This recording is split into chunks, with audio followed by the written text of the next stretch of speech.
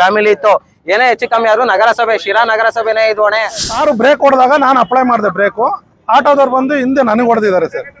ಇವತ್ತು ಹಿಡ್ಕೊಂಡು ಹೋಗ್ತಾರೆ ಹಸು, ನಾಳೆ 2 ದಿವಸಕ್ಕೆ ಯಾರೋ ಫೋನ್ ಮಾಡೋದು ಅಂತ ಬಿಟ್ಟು ಕಳಿಸ್ತಾರೆ. ಈ ಹಸುಗಳನ್ನ ಅವಾಯ್ಡ್ ಮಾಡೋದು ತುಂಬಾ ಒಳ್ಳೇದು, ಸಾರ್ವಜನಿಕರಿಗೆ ತುಂಬಾ ತೊಂದರೆ ಆಗ್ತಾ ಇದೆ.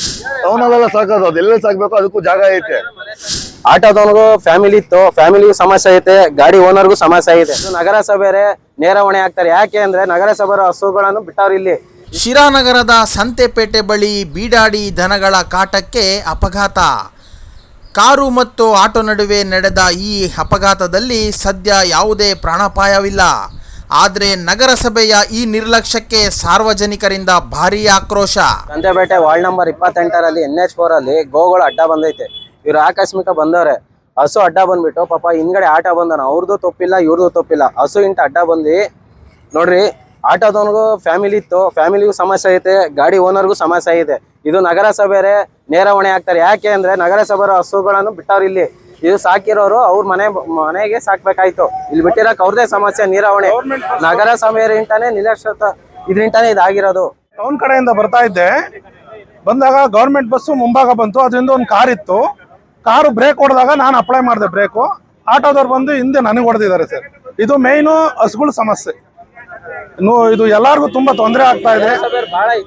ನಗರಸಭೆ ಇದಕ್ಕೆ ತುಂಬಾ ಗಮನ ವಹಿಸಿ ಹಸುಗಳನ್ನ ಅವಾಯ್ಡ್ ಮಾಡೋದು ತುಂಬಾ ಒಳ್ಳೇದು, ಸಾರ್ವಜನಿಕರಿಗೆ ತುಂಬಾ ತೊಂದರೆ ಆಗ್ತಾ ಇದೆ. ನನಗೆ 2 ಸಾರಿ ಆಗಿದೆ ಸರ್, ಇದು ನನಗೆ 2 ಸಾರಿ ಆಗಿದೆ. ಒಂದ್ಸರಿ 2 ವೀಲರ್ ಬರುವಾಗ ಈ ತರ ಆಯ್ತು.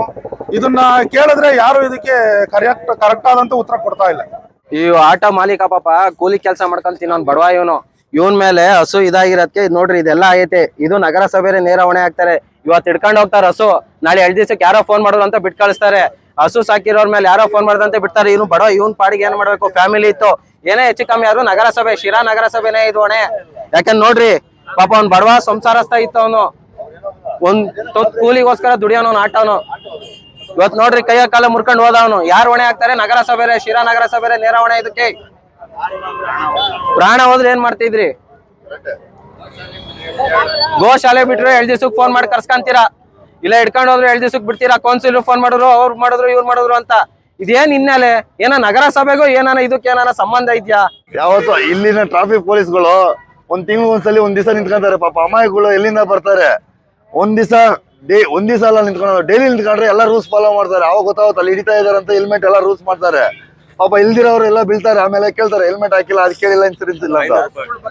ಹಸುಗಳು ಸರ್, ಅಲ್ಲಿ ಹಸುಗಳು ಬಂದ್ರೆ ಏನೋ ಮೇಕೆಗಳು ಹೋಗ್ತಾ ಇದ್ರೆ ಒಂದ್ ಟಚ್ ಆದ್ರೆ ನೋಡ್ಕೊಂಡೋಗಿ. ಇವಾಗ ನೀನು ಹಸುಗಳು ಟಚ್ ಮಾಡಿದೀರಾ, ಇದೇ ತರ ಜನಗಳು ಟಚ್ ಮಾಡ್ತಾರೆ. ಅದೆಲ್ಲ ಎಲ್ಲಿ ಸಾಕ್ಬೇಕು ಅಲ್ಲಿ ಸಾಕ್ಬೇಕು, ನಗರದಲ್ಲೆಲ್ಲ ಸಾಕೋದು.